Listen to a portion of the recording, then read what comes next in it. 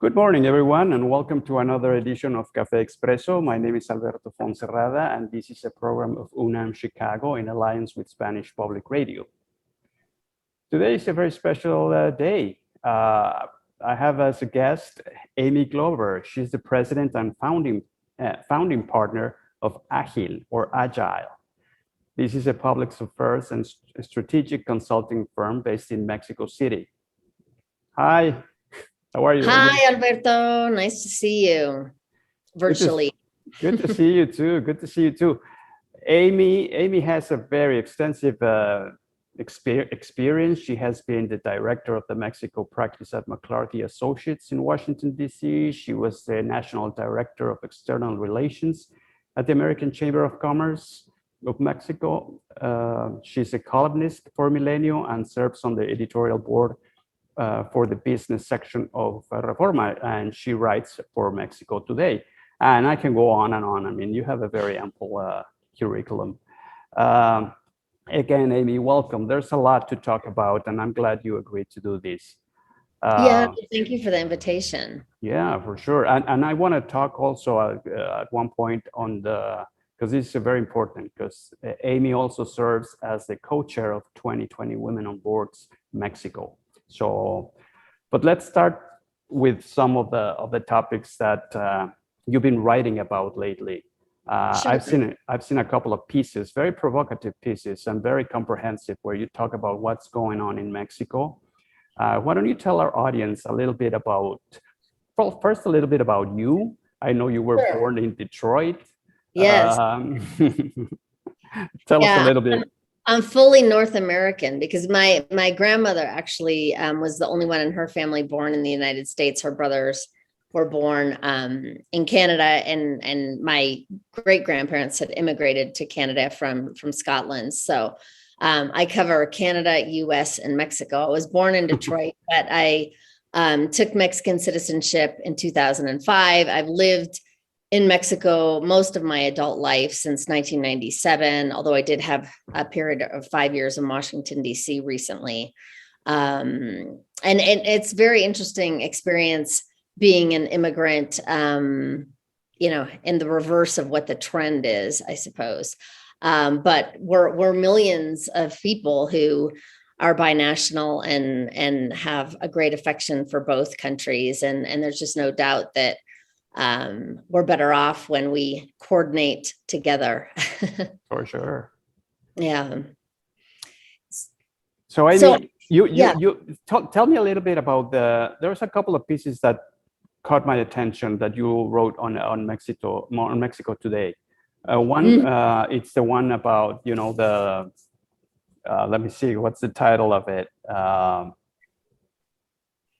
A fish in a pot and it's getting hot. Oh, well, that one, yes. That one is where you talk about, the feud that President Lopez Obrador has with journalists and with independent bodies. And you also touch on the electricity reform. Why don't you walk us through a little bit on what are your arguments?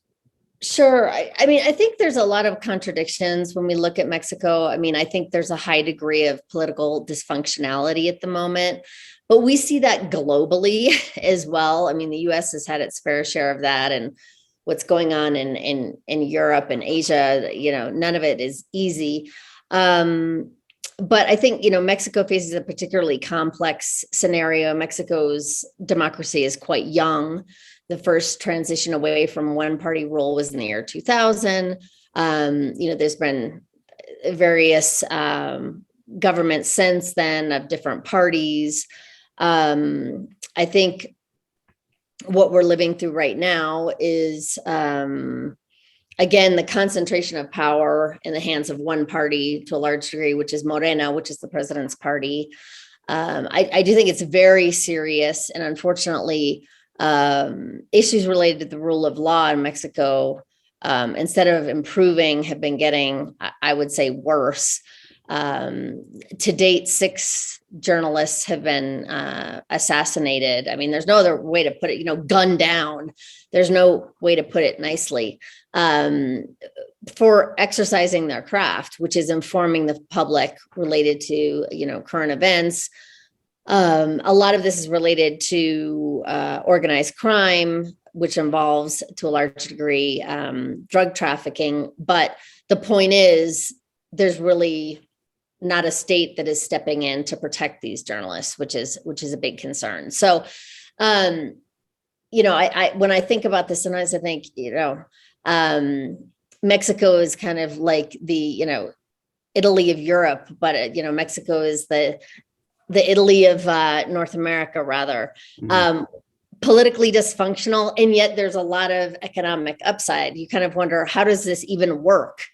But it does, in the sense that if you look from an investment standpoint at Mexico's economy, there's still so much interest, particularly if you compare it to other economies in Latin America. I mean, because Mexico is close to the US and is integrated into the value chains of North America, which include Canada, Mexico is just too big to ignore, regardless of a high degree of dysfunctionality in the day-to-day politics.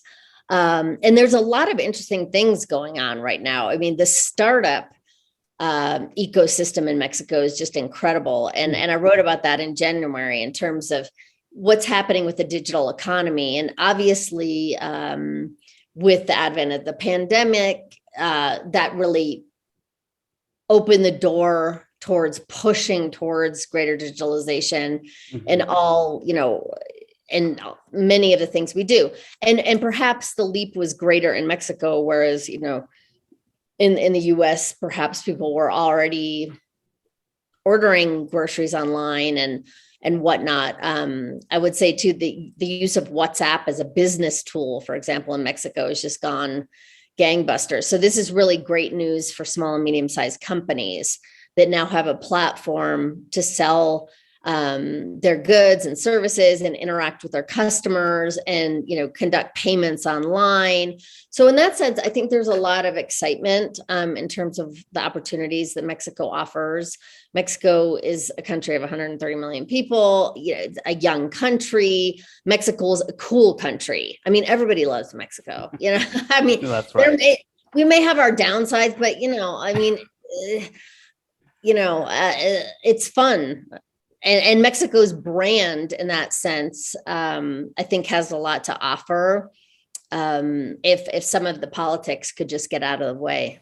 Oh, yes. That would be fantastic. You touched on that article also on the electricity reform.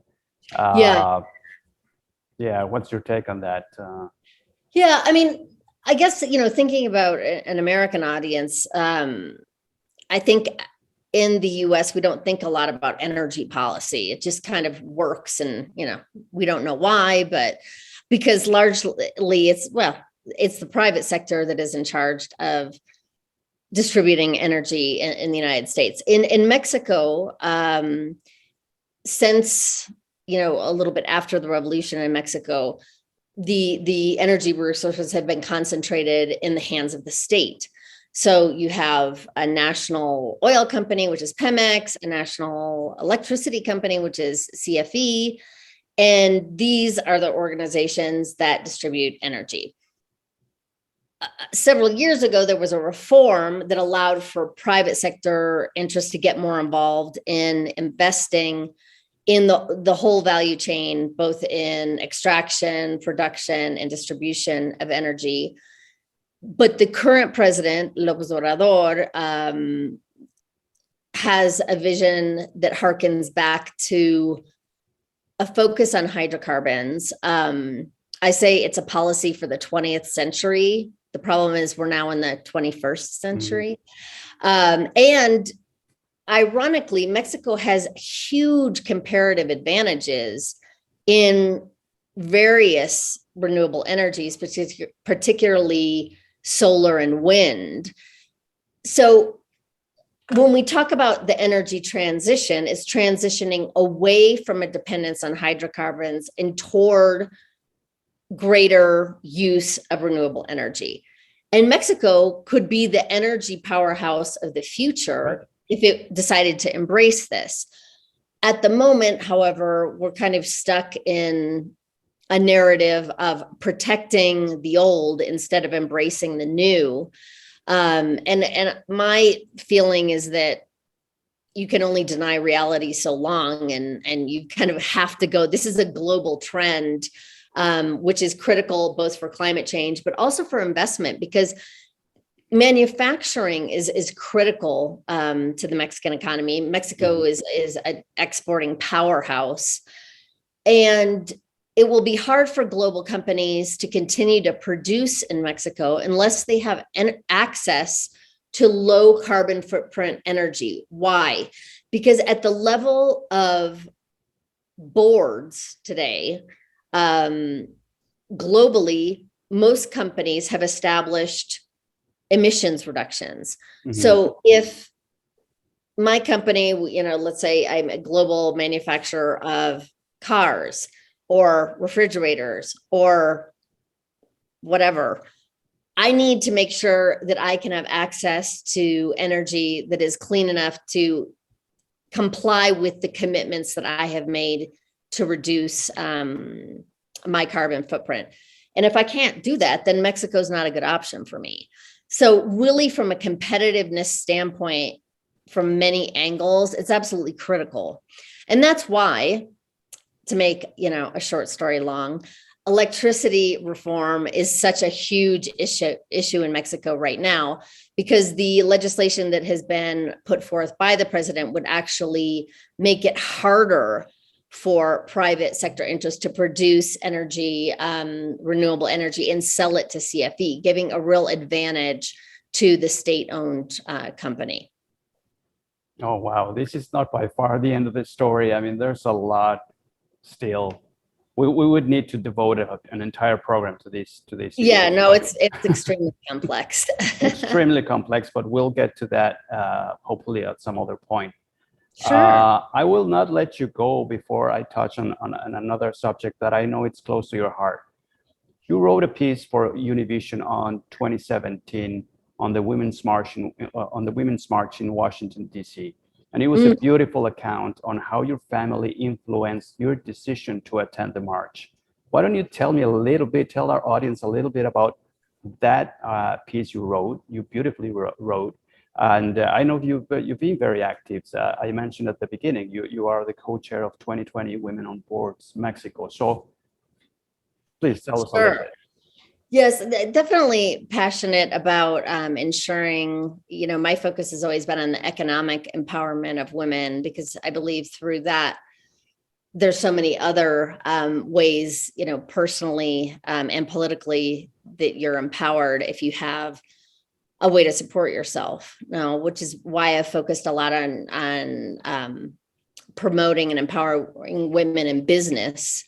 It's particularly important on corporate boards, because corporate boards establish the corporate culture. So having a focus where at least, you have several women on the board that can bring in ideas respect to what women think, what the vision is, and simply just kind of shake things up a little bit, which I think is more important than ever, as shareholders are really requiring boards to step up their game in terms of how they're advising the companies. I mean, let's remember too, sometimes the way we discuss gender issues as it relates to women, we forget women are the majority of the population. We're 51%, at least in Mexico. Right. So we're not a minority. We're just a disenfranchised majority. So, I loved the Women's March in Washington, D.C., but I have attended both of the last two marches in Mexico City, which have been very interesting. I would say that the feminist movement in Mexico is probably one of the most powerful in the world, and I'm not exaggerating. It is absolutely critical. 10 women are killed a day in Mexico, and not randomly, because they're women, as partners or wives or other situations, which lead to this. So I think it's exciting in the sense that in Mexico, women are extremely well organized across sectors. I mean, I can barely keep up with my WhatsApp chats in terms of, all of the all of the things that we do to support the progress of women in various different sectors, both political, private sector, and social issues. So it's exciting. And the 8th of March is coming up. So exactly. We're gearing up, and and it hasn't gone well to date for this president either, who Right.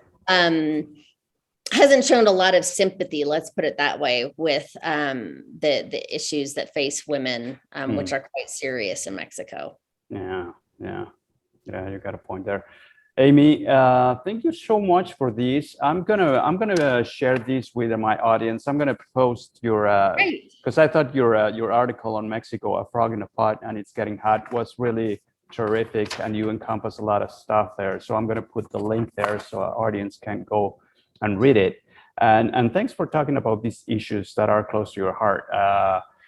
And keep on doing what you're doing, because you're good at it. And I'm really happy that you agreed to do this interview. It was long overdue. And anything you want to add? I don't think so. Just I hope the audience takes the time to learn more about Mexico. I think the strategic and cultural relationship between the United States and Mexico is absolutely critical, and it's something that we should celebrate more often. Okay, well, there you have it. Thank you, Amy, and to my audience, my name is Alberto Foncerrada. This has been another edition of Café Expresso, a program of UNAM Chicago in alliance with Spanish Public Radio. Until next time. Gracias. Bye. Bye.